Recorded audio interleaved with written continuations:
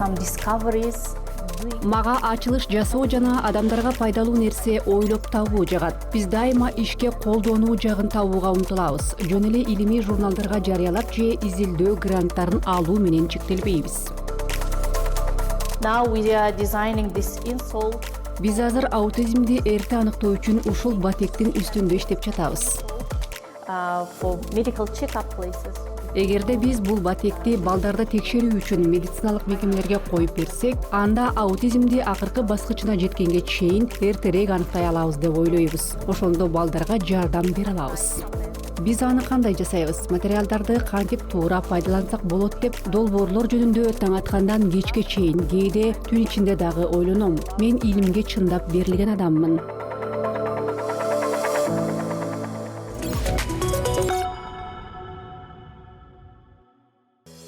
Адамдын кадимки кадамынан энергия жыйноого жана аны дарт аныктоо үчүн пайдаланууга болобу? Бүткүл дүйнө энергияга толгон жана дүйнө жүзү боюнча окумуштуулар аны өзгөртүүнүн жаңы жолдорун изилдеп келишет. Казакстанда илим изилдөөчү Гүлнур Калимулдинанын жетекчилиги алдында изилдөөчүлөр тобу кыймылды баалуу медициналык маалыматка айланткан сенсорлорду иштеп чыкты. Бул маалыматтар майтамандуулукту гана эмес, аутизмдин алгачкы белгилерин дагы аныктоого жардам берет. Бул технологиянын өзгөчөлүгү ал тышкы энергия булагын талап кылбайт жана дарт аныктоого жаңы мүмкүнчүлүктөрдү ачуу менен алынган маалыматтарды топтоого жасалма акыл эсти колдонот. Our laboratory, it's called Micro Nano Engineering Lab. Биздин лаборатория микроинженердик лаборатория деп аталат. Биз жасалма интеллект, сенсорик жасалма акыл эс негиздерин сенсор аркылуу инновациялык технологияларды иштеп чыгабыз. Биз бул идеяга кантип келдик? 5 жыл мурда мага ушул сыяктуу өз алдынча иштеген тутум түзүү тууралуу ой келди. Анткени мен батареялар жаатындагы эксперт болчумун. Мен эмнеге өзүн өзү камсыздаган система түзүүгө болбосун деп ойлодум. Акылдуу сааттар же медициналык девайс сыяктуу алып жүрүүгө мүмкүн болгон жана кадимки кадамдын механикалык энергиясынын эсебинен кубат алган батареяны элестетип көрүңүз. Электр энергиясына айлантылган кинетикалык энергия бактерияга жана туташтырылган бардык жабдууларга кубат бермек. Device that you can connect. So this idea sounded very crazy in the beginning. It sounded very futuristic. Бул ой башында укмуштуудай, түгүл футуристик идея сыяктуу угулчу. Мен мурда иштеп көрбөгөн тармакта механикалык кыймылды кантип электр энергиясына айлантуу жолун издей баштадым. Ошол кезде Жапониядан жаңы эле докторлук даража менен кайтып келгем жана жаңы багытты изилдеп көрүүнү чечтим. Ошентип пьезоэлектр же трибоэлектр материалдар технологиясына келип калдым. Пьезоэлектр материалдары деформация болгондо электр кубатын иштеп чыгарат. Аларды бүктөп басууга болот. Механикалык деформациядан молекулярдык деңгээлде кубат пайда болот. Анан ал электрге айланат. Kind of molecular level dipole which transfers to the electricity. 2020 Гүлнур Калимулдина Казакстандын билим берүү жана илим министрлигинен жана Назарбаев университетинен 2 изилдөө грантын алган. Бул каражаттар тажрыйба жүргүзүү үчүн зарыл жабдууларды алууга мүмкүндүк берди. Бирок көп өтпөй пандемия башталып, материалдарды теориялык жактан изилдеп үйдөн иштөөгө туура келди. Карантинден кийин алар лабораторияга кайтып келишти жана тестирлөөгө киришти. 5 жылдык изилдөөдө окумуштуулар эң мыкты жыйынтыкка жетишти. Алардын материалдары 900 вольтко чейин иштеп чыгара алат. Механикалык энергияны электрге айланткан материалдын кичине бөлүгү менен кардиостимуляторлорго кубат берүү ушул технологияны ийгиликтүү колдонуунун бир мисалы болуп саналат. 2 years ago, with my collaborator. 2 жыл мурда кесиптешим доктор Азамат Ишмухаммедов менен бирге ушул материалдарды энергия жыйнаш үчүн эмес, сенсорика үчүн сынап көрүүнү чечкенбиз. Sensors.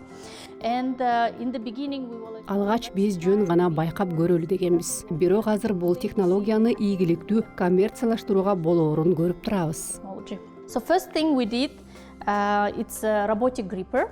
The second one, we tried different materials. Эң биринчи биз робот менен кармагыч иштеп чыктык. Андан соң ар түрдүү сенсорлор үчүн ар кандай материалдарды сынай баштадык.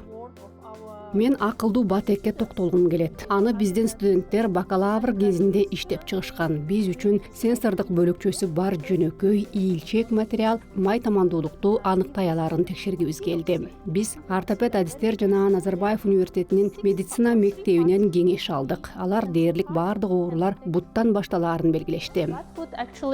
We talked to orthopedics, we talked to School of Medicine. Эгерде адамдын бут кетменинде деформация, өзгөчө экинчи жана үчүнчү даражадагы май тамандуулук бар болсо, бул анын узакка басуу жана туруу жөндөмүнө катуу таасир этет экен. They suffer a lot. They cannot walk, they cannot stand for long time. So Биз ушул батектин жардамы менен май тамандуулукту жана анын даражасын аныктай алабызбы же жокпу деген суроого жооп берүү үчүн биринчи эксперимент катары пайдаландык. Биздин студенттер бул батекти иштеп чыгышты жана Назарбаев университетинин студенттеринин таманына салып сынап көрүштү. Биз ошол маалыматтарды чогулттук. Ал эми медицина мектебинен доктор Илтай Рахманов бизге алардын медициналык корутундусун салыштырууга жардам берди. Биз азыр жарыялоо үчүн макала даярдап жатабыз жана бул эң мыкты илимий эмгек болот деп ойлоп турабыз. Very good paper.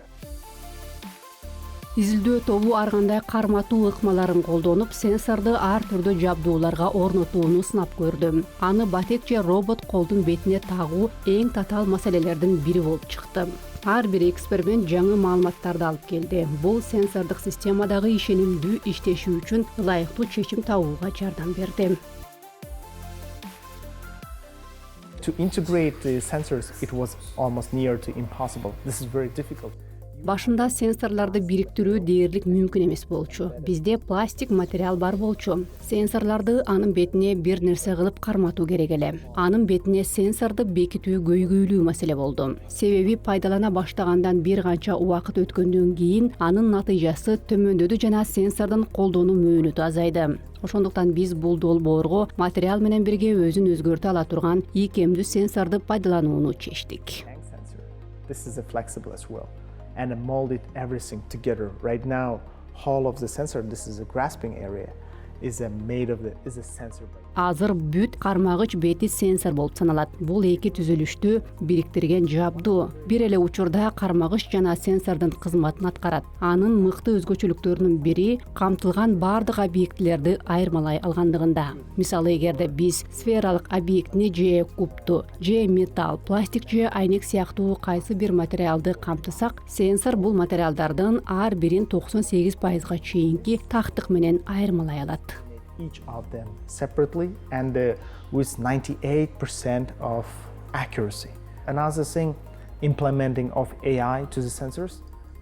Башка бир маанилүү өңүт бул сенсорлорго жасалма акыл эсти киргизүү болду. Албетте бул жаңы багыт. Биз жаңы баштаган кезде сенсорго кол тийгенде сигнал берчү. Бирок бул эмне сигнал экенин түшүнүү маанилүү. Муну түшүнүү үчүн аны иштеп чыгуу, талдоо керек. Бул абдан татаал болду. Ошондуктан азыр бул тармактагы биздин башкы инновация сигналдарды иштеп чыгуу жана бул процесске жасалма интеллектти киргизүү деген эки багыттан турат. Бул өзгөчөлүктөр ушул технологияны иштеп чыгууда негизги артыкчылык болуп саналат. Features designing of this technology. Изилдөө тобу машиналык окутуу технологиясы менен иштеп чыккан батек 3-5 мүнөттө май тамандуулуктун баардыгын аныктай алат. Бул инновация учурдагы диагностика ыкмаларынан ашып түшөт жана көптөгөн балдар жабыркап жүргөн вальгустук деформация сыяктуу башка көйгөйлөрдү да аныктоого мүмкүндүк берет. Ал эми жакынкы изилдөөлөр технология диабетти эрте аныктоо үчүн дагы колдонулушу мүмкүн экенин көрсөттү. Изилдөө тобу таманга түшкөн басымды алда канча тагыраак талдоо үчүн пьезоэлектрдик элементтерди кошуу менен батектерди өркүндөтүүнү улантууда. Окумуштуулар басымды бөлүштүрүүнү, ошол учурда көрсөткөн жана көйгөйлөрдү бир топ так диагностика кылууга жардам берген программалык камсыздоону да иштеп чыгууда. First of all, we started from data collection. When people walked with this Биз маалымат жыйнай баштадык. Адамдар ушул батек менен басып жүргөндө биз алардын көрсөткүчтөрүн каттадык. Анан адамда май тамандуулук бардыгын аныкташ үчүн машиналык окутуу алгоритмдерин пайдаландык. Тиркемеде баары мындай иштейт. Сиз 3 зонанын бирин басканда басымды бөлүштүрүү жана басыгынын анализи көрсөтөт. Маалыматтарды иштетүүдөн кийин тиркеме адамда май тамандуулук барбы же жокпу деген жыйынтык берилет. Мисалы, мында колдонуучуда май тамандуулук толук көрсөтүлгөн жана анын басыгынын анализин көрүүгө болот. Usually at the early stage of autism. Адатта аутизм жаатындагы оорулар болжол менен 4-5 жашта аныкталат. Бул натыйжалуу дарылоону жана реабилитацияны баштоо үчүн абдан кеч болуп саналат. Мында диагностиканы алдаганча эрте баскычтарга жүргүзүү зарыл жана биздин технология буга жардам берет. Аутизм бар балдарда бутунун учу менен басуу байкалат. Алар тамандын баш жагы менен басышат. Autism spectrum children, they have like toe walking. So they walk on toe part of their feet. Биздин сенсорлордун жардамы менен биз муну аныктай алабыз жана алынган маалыматты кадимки көрсөткүчтөр менен салыштырабыз. Балдар реабилитациядан кийин, мисалы массаж же башка дарылоодон кийин келсе, жакшы өзгөрүүлөрдү байкоо үчүн биз кайра ушул батектерди пайдаланабыз. We again can show with this kind of insoles. We are collaborating for now and partnering with the Биз азыр интеллектуалдык оорулары бар адамдар үчүн спорт федерациясы менен иштешебиз. Биз аларды дарылоонун жыйынтыгын жакшыртууга жардам берүү үчүн атайын ушул топко батектерди иштеп чыгабыз. to make their performance much better. And for now we are working with the trainer and trying to develop and Учурда биз чуркоодо жана машыгууда ылдамдыкты жогорулатууга жардам бере турган батектин жаңы дизайны менен функциялары боюнча тренер менен бирге иштеп жатабыз. their performance in case of the running processes and training processes better.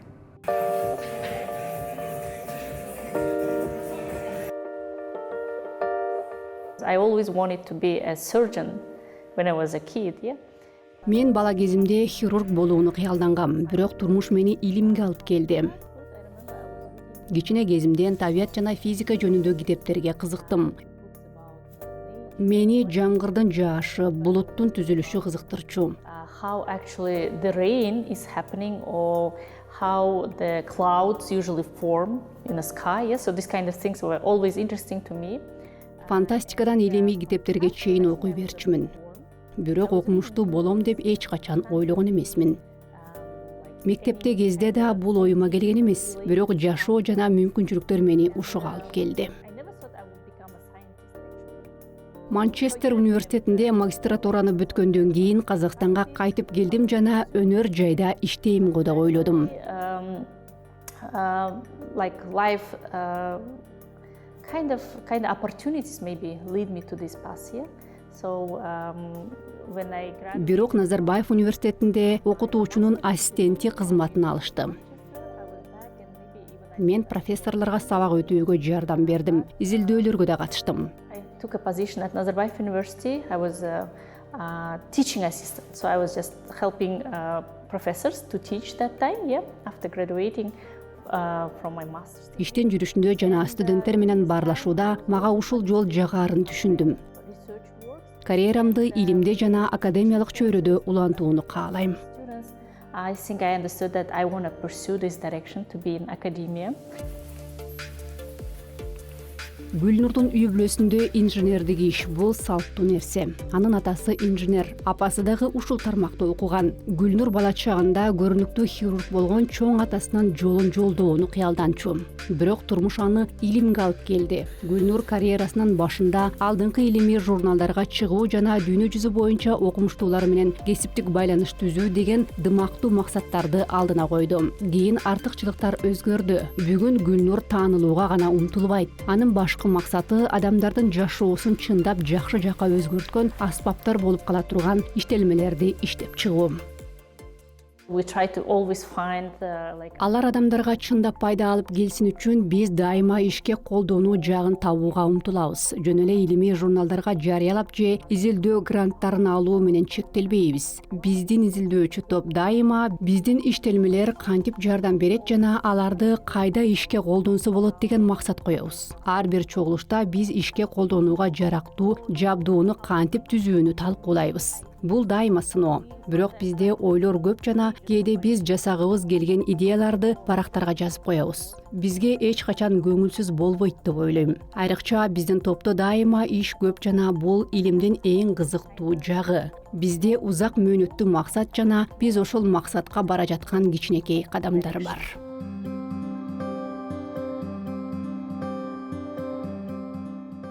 I'm a mom of 2 kids, 2 boys, and one is 6 years old.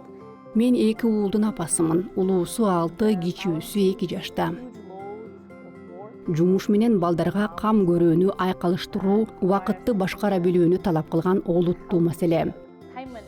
Мен өзүмдүн иш убактымды так бөлүштүрүүгө жана бардык иштерди ошол сааттарда аткарууга умтулам. Бул абдан оор. Жумушта ишке толук көңүл буруу керек.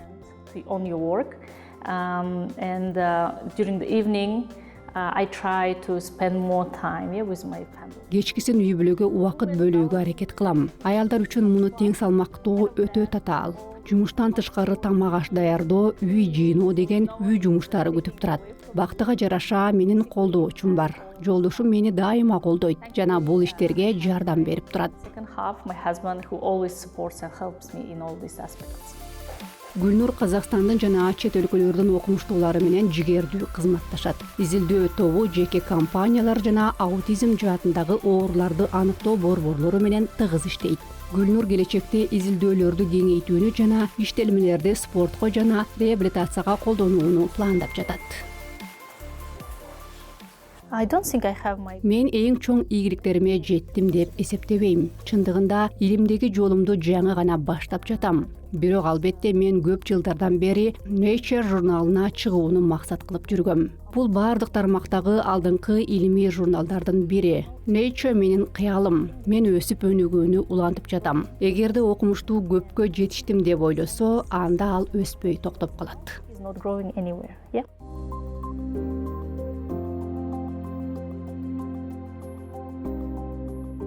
I think what many people they don't understand science. Менимче көп адамдар илим деген эмне экенин түшүнбөйт. Өзгөчө аны каржылоо үчүн бизге акча бөлгөндөр. Мисалы, менин изилдөөлөрүм молекулярдык деңгээлден нано материалдардан башталган. Мен электрондор бир материалдан башкасына кантип өтөөрүн изилдедим. Бул нано илим деңгээли. Анан биз жабдуу түзүү баскычына жеткенде, ал кантип иштей турганын жана аны кантип колдонууга болоорун түшүнүү үчүн дагы көп иштер турганын көпчүлүк адамдар түшүнбөйт. Атүгүл бизде кандайдыр бир прототиптер бар болсо да, көп адамдар алар рынокко чыгууга даяр болушу керек деп эсептешет. Бирок булар лабораторияда студенттер жана изилдөөчүлөр жасаган иштелмелер. Эгерде биз өнүмдү ишке колдонууга даяр абалга жеткирүүнү кааласак, анда көбүрөөк каржылоо керек болот. Have bigger money, and second of all, when we get the grants from the government, they always give us for 3 years. Дагы бир көйгөй мамлекеттин гранттары 3 жылга берилгендигинде. Мисалы, алдыңкы журнал үчүн макаланы мен 2,5 жылда жаздым. 3 жыл ичинде анча көп жумуш жасай албайсың. Эгерде сиздин максат жөн гана журналга чыгуу болсо, анда бул үчүн 3 жыл жетиштүү. Макаланы жыл сайын жарыялоого болот. Бирок эгерде дүйнөнүн эң алдыңкы журналдарына макала чыгарууну максат кылсаңыз, анда бул эң аз дегенде долбоордун 3-4 жыл өнүгүшү керек.